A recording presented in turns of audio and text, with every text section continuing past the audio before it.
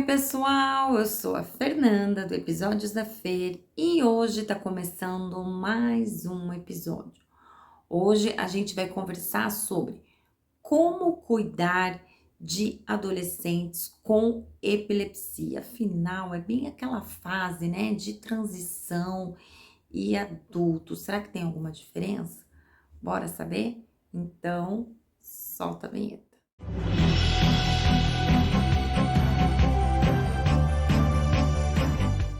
Oi, pessoal, sejam todos muito bem-vindos novamente aqui no meu canal. Aos novos inscritos, sintam-se vocês também muito bem acolhidos aqui por mim. E se você estiver chegando agora, se gostar do conteúdo, inscreva-se, já deixa o seu like e não se esqueça também de ativar o sininho. Pois é, gente, o vídeo de hoje está sendo baseado no post da doutora Vera Bratz. Eu vou deixar o link do Instagram dela, o Instagram dela aqui embaixo para que vocês possam estar acompanhando um pouco do trabalho dela. Doutora Vera, gratidão, foi de grande valia o teu post, o seu Instagram é ótimo. Vamos então se informar um pouquinho mais sobre epilepsia na adolescência.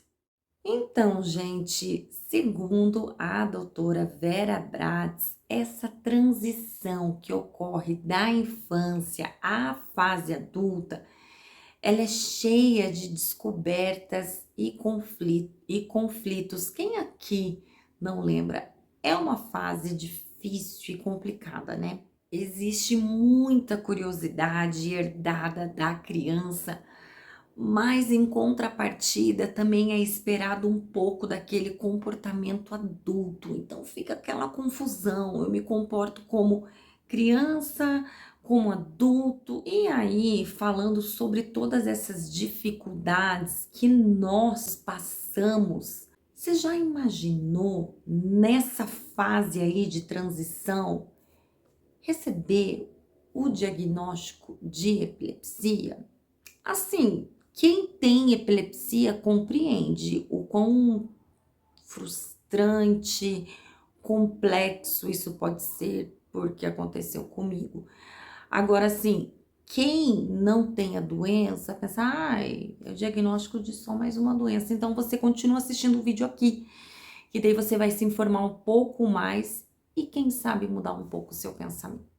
E quando se fala em dificuldades na hora de enfrentar um diagnóstico de epilepsia na adolescência, a gente acaba também transferindo isso para a família, né? Porque vai ter que redefinir novas regras, mas também vive com aquele receio de que novas crises aconteçam. Experiência própria. Além disso, gente, essa fase é um prato cheio para os principais gatilhos de crise. Neste vídeo aqui eu sou mais específica sobre quais são os principais gatilhos. Mas assim, basicamente é o que? Na adolescência, o que acontece muito? Privação de sono, uso irregular da medicação, a exposição ao álcool ou a tóxicos, né? Coisas tóxicas. Eu tive sim bastante dificuldade, sim, com a exposição ao álcool, porque é aquela fase, né? Que você vai pra balada e aí você vê todas as suas amigas bebendo. E assim, a gente é influenciável na adolescência, e aí a gente quer porque quer, né? Nossa, se eu beber um refrigerante, se eu beber uma Coca-Cola, se eu beber uma água com gás, eu vou pagar mico, né? Adolescente é isso. Então, assim, é muito complicado. Eu lembro, eu tomava remédio e de vez em quando eu não sei o que é ficar bêbada, não sei. Mas eu ia pra balada assim e queria tomar uma caipirinha. Eu lembro que eu tomava vinho, eu amava vinho, né? Aquele vinho seco, meu Deus, que delícia. Mas assim, eu não posso. Mas para eu conseguir compreender isso, foi só na minha fase adulta.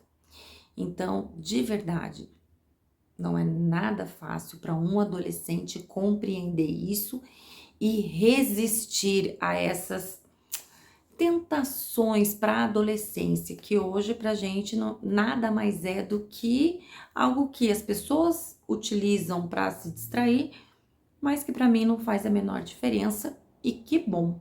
Outra coisa que a doutora Vera Bratz coloca como alguns dos pontos de gatilho para crise são eventos estressores. Ligou meu VNS, tá?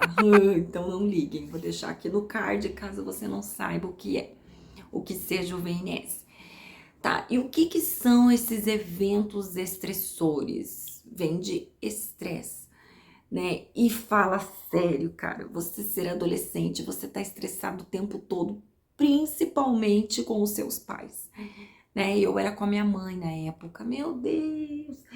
Gente, até hoje eu brigo bastante com a minha mãe. Hoje não mais, porque hoje eu não moro mais com ela, mas era BO direto. Então imagina quando eu era adolescente, você tá o tempo todo se expondo ao estresse, principalmente com a mãe ou com o pai, como seu responsável, porque eles querem o seu bem, mas você não entende isso. Não tem como, né? Não se perguntar tanta coisa. Olha, eu vou dar um exemplo para vocês do que aconteceu até essa semana lá no meu colégio. Tem uma aluna, né? Eu sou pedagoga de um colégio estadual.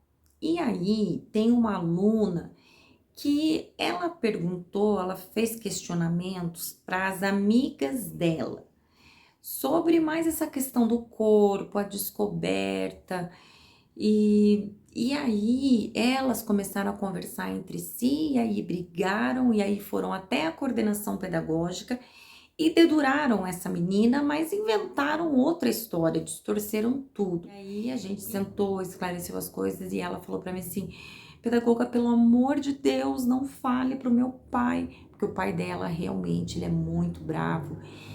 E sem dúvida alguma, se cobrasse, se falasse disso para ele, meu Deus do céu, ele ia ficar extremamente bravo com ela. Então ainda tem mais essa questão da família não olhar para você como um adolescente, mas sim te olha como uma criança, e como eu disse já anteriormente, e aí depois eles te cobram atitudes de adulto. E aí, como que isso não vai ser um gatilho de crise e você não vai ficar desligando o tempo todo, que é o meu caso, ou você não vai estar tendo crises recorrentemente.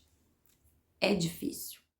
E diante de tudo isso que eu expus para vocês como apenas um exemplo, o fundamental, o ideal é vocês orientarem, alinharem as expectativas e ajustarem situações que possam levar a descompensações do quadro. A doutora Vera Bratz também deixa como conselho que é fundamental que o adolescente conheça sobre a sua epilepsia, né? E que ele compreenda cada sim e cada não que ele recebe. É difícil? Muito. E aí agora eu deixo como um conselho meu de uma pessoa que já foi adolescente. Então o conselho é buscar conversar, sabe? Conversa, não briga. Não chegue já apontando. Converse com o seu filho, esclareça todas as dúvidas e haja naturalmente. Afinal, ele é adolescente, ele tá cheio de dúvidas, os sentimentos estão aqueles turbilhões, beleza? E vocês sabem que a doutora ainda deixou como conselho, e vamos tomar com esse que eu passei para vocês agora, que sim, você conversando dialogando dessa maneira com o seu filho, não tenha dúvida que será muito mais fácil ele assumir o protagonismo da vida dele. E sim, a vida ficará muito mais leve, não é mesmo? Sim, gente, esse foi o vídeo de hoje. Eu espero que vocês tenham gostado, que fique aqui muito claro, que assim, muito claro, muito evidente de que sim, é muito difícil. Assim, receber o diagnóstico de epilepsia já como adulta já é difícil. Agora, tenha empatia, saiba se colocar no lugar do outro, porque um pai, uma mãe, eles sabem, dói neles, né, o que o filho passa. Mas assim, procure sempre o diálogo, certo? Bom, pessoal, o vídeo de hoje foi isso. Eu espero que vocês tenham gostado. Se tiverem gostado, deixem o seu like. Não se esqueçam também de se inscrever aqui no meu canal e de ativar o sininho. A gente se vê então na semana que vem. Um beijo bem carinhoso a você que assistiu o vídeo até aqui. E até lá. Tchau, tchau.